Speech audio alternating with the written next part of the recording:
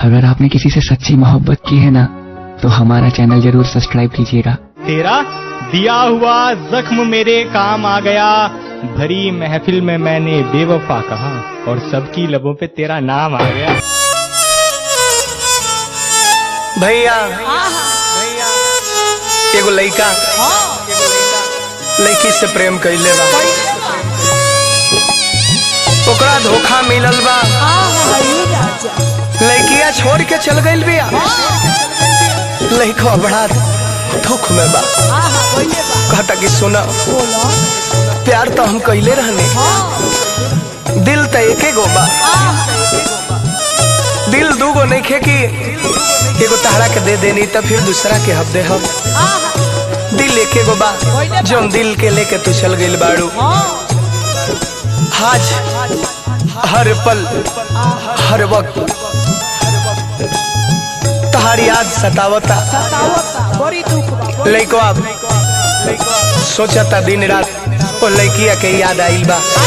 तो कहत का बा फिरोज भैया,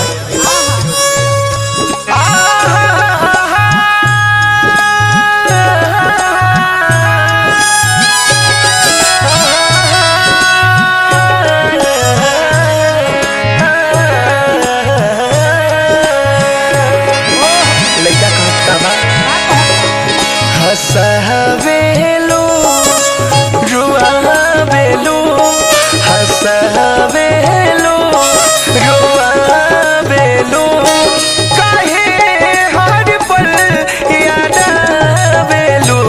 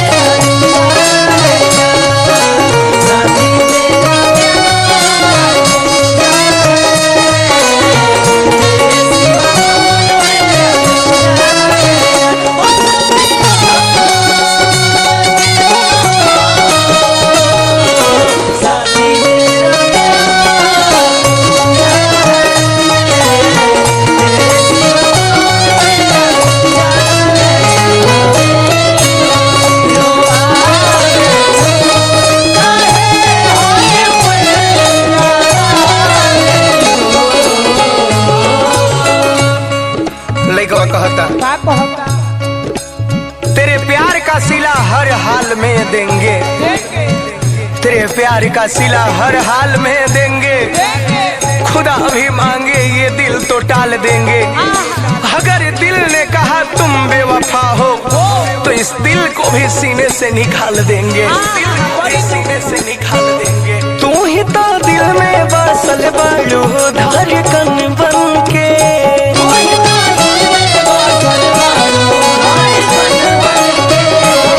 आँख के नींद छीन ले लो तू चयन बन के,